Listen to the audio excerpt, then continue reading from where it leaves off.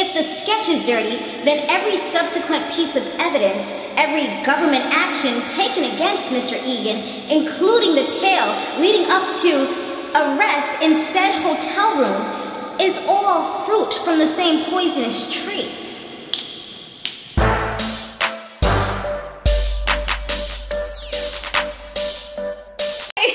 Love bugs, you have now tuned into my Power on Starz recap. Oh my gosh, guys, be sure to subscribe if you have not yet done so. Also be sure to share this video wherever you like to share videos, and don't forget to give it that good old thumbs up, okay guys? Oh my gosh, this episode was freaking explosive. I was sitting down in my seat and I was just like, oh my gosh, what the heck is gonna happen next? Like, it was just banger after banger that was going on, and I was just totally here for it, you guys. So let's go ahead and get into this recap. So we start off with Tommy. He's arrested, as we know from the last episode. He's getting his mugshots done. He is getting his fingerprints. He's getting the cavity searched. Yes, they are checking the booty, honey. They did everything. They made him cough and all that other stuff and put on the the orange jumpsuit on him and got him shackled and chained like a prisoner that he now is. Jaime got the same lawyer from the last episode, the one that had a little bit of the drug problem going down, or was buying drugs and was owing money for the drugs and not wanting to pay it because he thought he was too slick. He got him as the lawyer for Tommy's case. And I was just looking at him like, you know, I really like this guy from Think Like a Man. I think that's what he was in, right? Think Like a Man, was it? I'm pretty sure it was. But anyways, yeah, he's just a really sarcastic and funny type of actor, and I definitely appreciate seeing him in this show. And so anyways, now he got the lawyer for him to help him to try to get out of everything. They had a bail hearing, and unfortunately it didn't go well because Angela, she was all excited in her little suit, and she had her little defense things that she wanted to say, and they denied him bail because he's so-called a risk. Meanwhile, Tasha and Shawn, they're playing with fire. You know, they're all kissy, lovey, and Tasha, she gets a call to find out that Tommy's in jail now.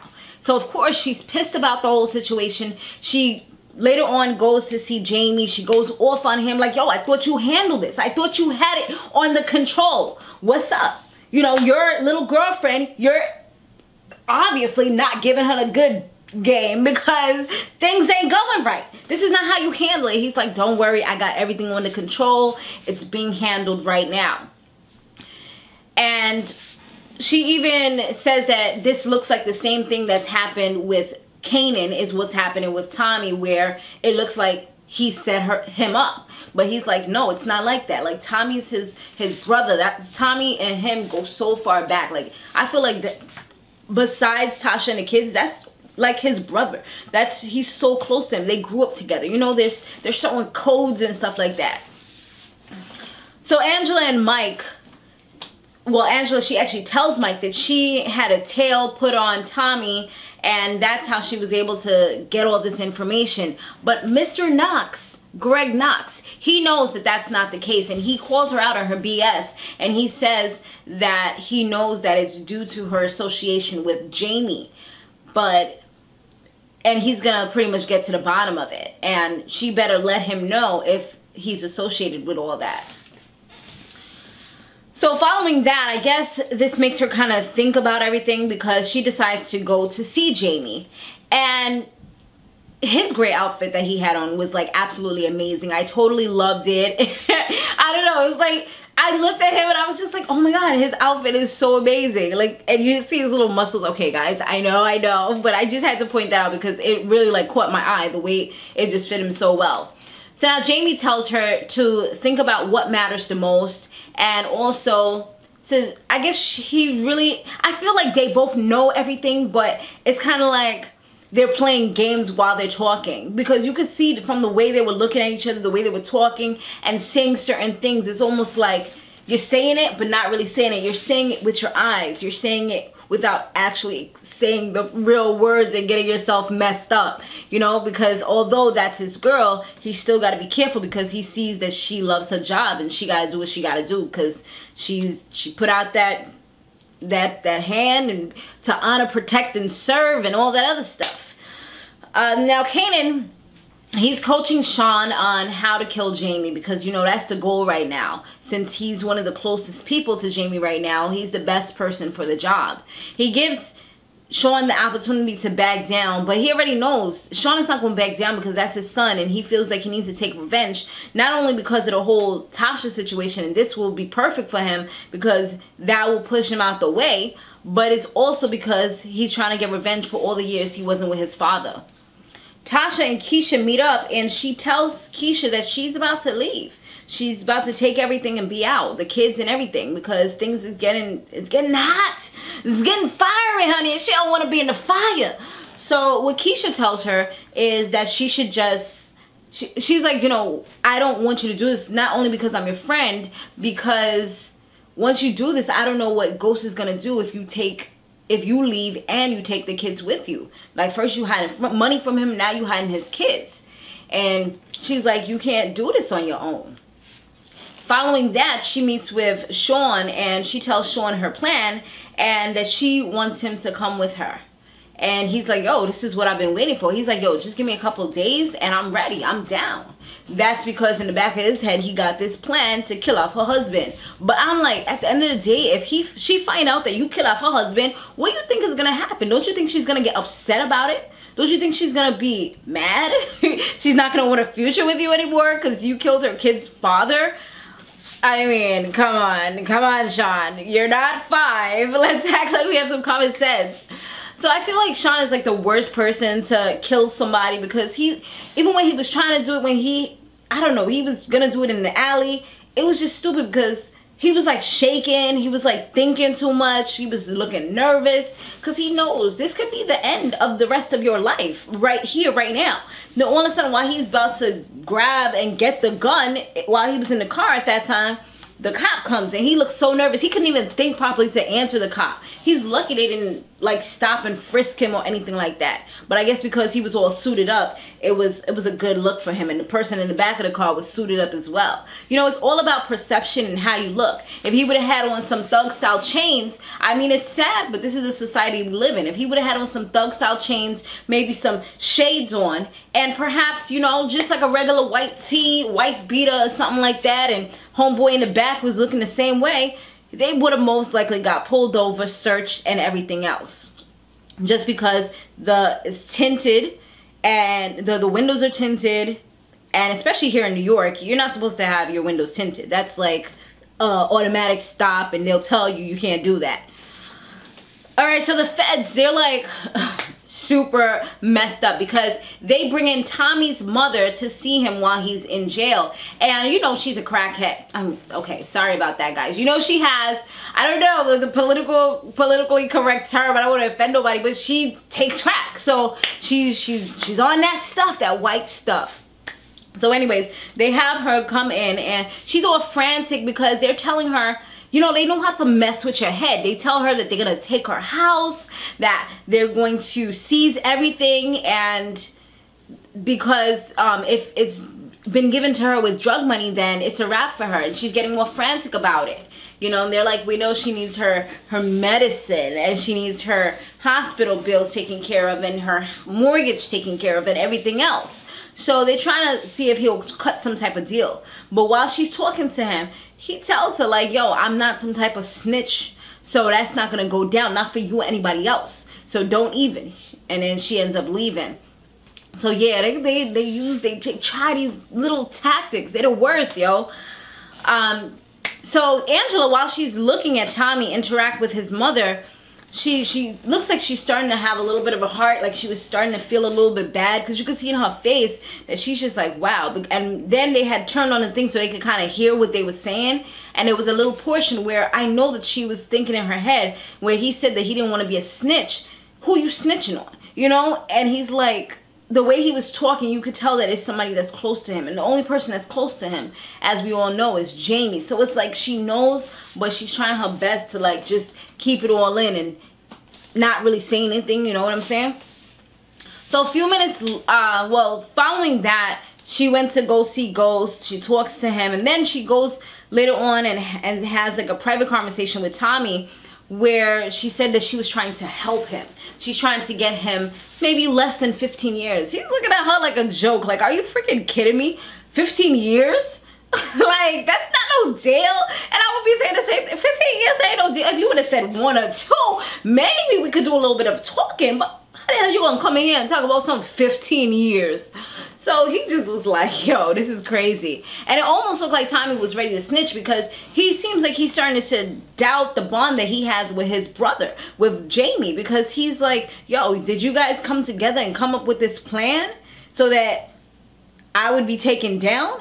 He was like, what if I was to go ahead and say that it's you and your boyfriend that came up and did this? It looked like he was about to say everything. And I'm like, damn, like, it looked like he about to give up. Don't give up, Tommy. But a few minutes after that, Mr. Proctor, who is his lawyer, comes and they have like a trial upstairs. And Angela, she's there. And yo, this guy, he made me so freaking happy. Like, this is the kind of lawyer, if I was to do something bad, this is the kind of guy that I would want on my team. He seemed like he was a failure in the beginning because he didn't get the bail adjusted or whatever. But now I was just like, yes, this is what I am talking about. So Mr. Proctor, he was so damn good. What he did was he brought up the fact that the sketch that was given, or that they tried to omit, which was what they used to identify Tommy, was actually completed by a 14-year-old girl whose name is Isabel or Isabella. It was either Isabel or Isabella. You know the girl. And that's the reason why they decided to omit that sketch from the court hearing that they previously had and from the evidence. So once the judge looks into everything, she was just like, you know what? He's vindicated of everything. He doesn't have any more charges. He's free to go. And they said something about like due to prejudice or something. So that means that they can't try to retaliate and get him off of some minor legality or something, or any other thing. They can't try to get him for anything. The scene was absolutely epic. I was just like so amazed by that. I was like, yes, he's off. Even though he's not my favorite person out of the show, it's just, that part was like, I was just so happy about it. So of course, following that whole trial where Angela just went from the hero to freaking like the enemy number 1, you know, they went from loving her to hating her super fast, and that probably went her promotion, and it could have cost her her job as well.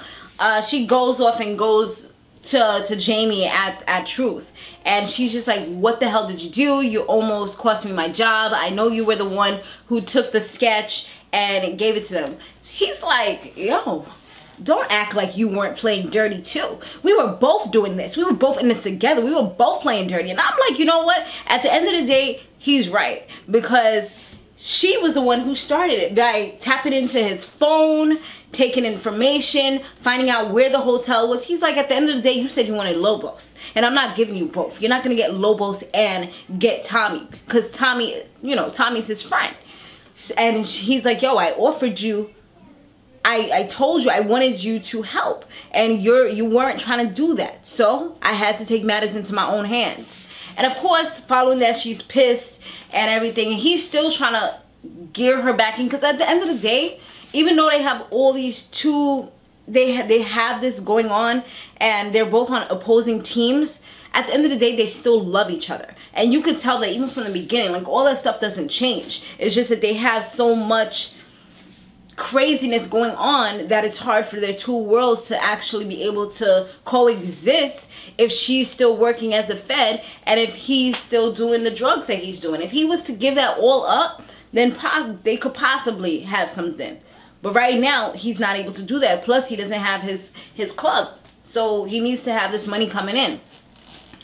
So yeah, she says that she just wanted a life with Jaime. She didn't want this. She asked him, like, are you Ghost? And he's like, if I was Ghost, would I say that I was Ghost? Like, come come on. Don't ask questions you don't really want to know the real answer to. And come on, is he stupid enough to stand here and confess at the end of the day you are federale? He's not going to do that. He just seen you take down his friend, somebody that you went to school with for all these years, and he's gonna go ahead and confess to you? Like, at the end of the day, you love your job. You may love him, but you love your job. And once again, like we said earlier, it's her job to honor, serve, protect, and to bring justice. So nah, that would be the stupidest thing. And he's trying to gear her back in and just tell her how much he cares and that they could still have this.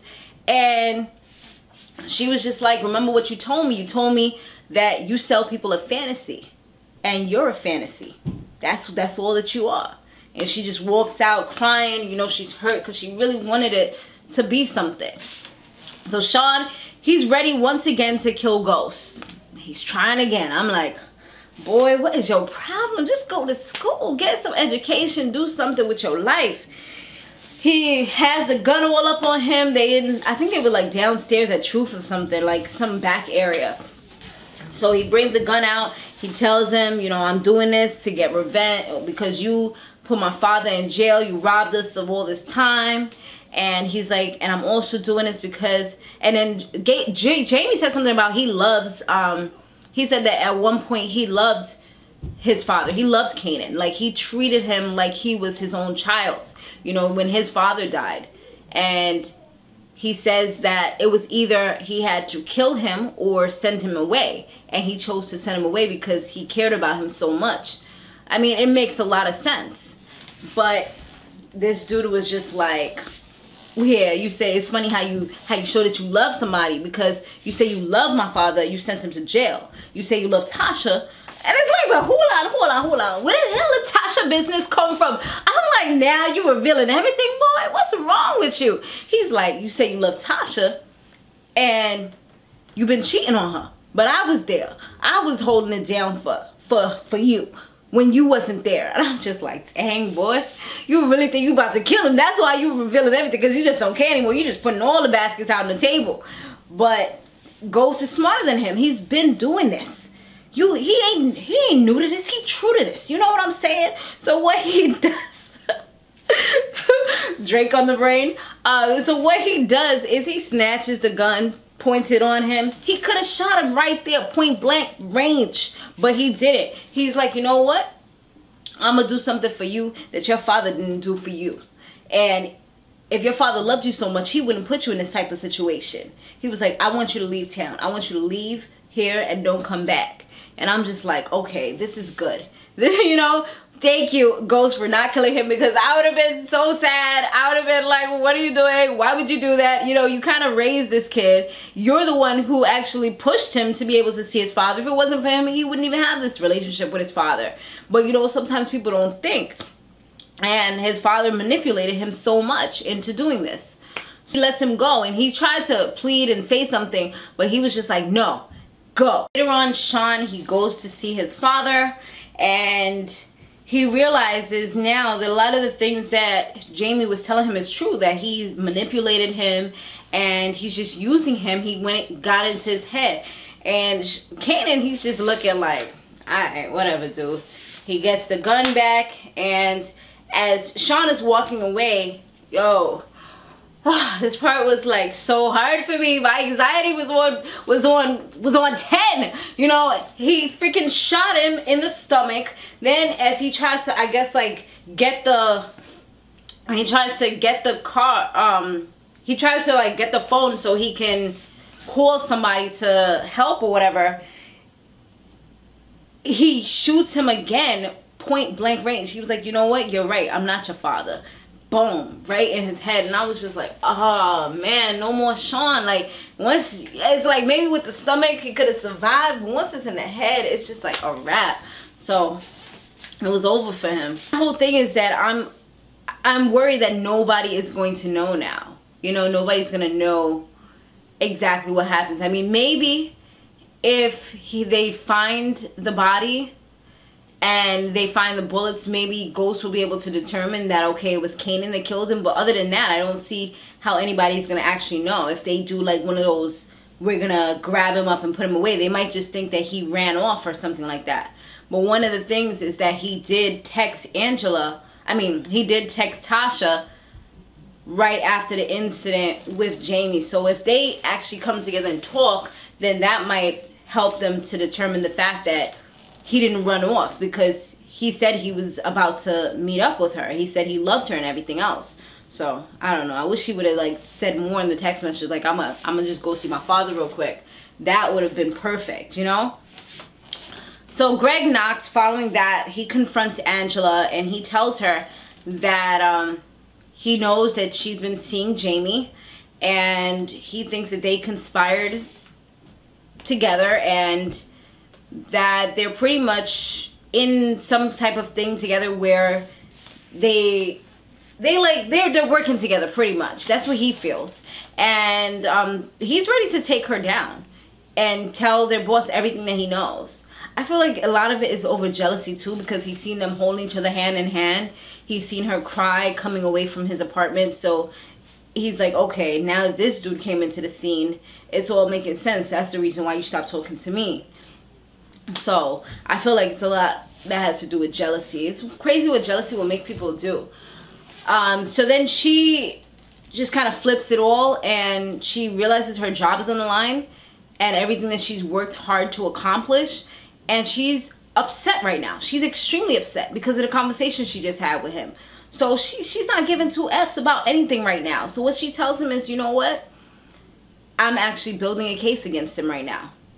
And I have some evidence, but I don't have everything. So what we can do is let's work on this, and then tomorrow we'll give Mike the information so that we can bring Jaime down. And once again, I feel like it's a woman scorned. She's upset, and she's not thinking rationally or clearly of what's gonna happen once everything is said and done.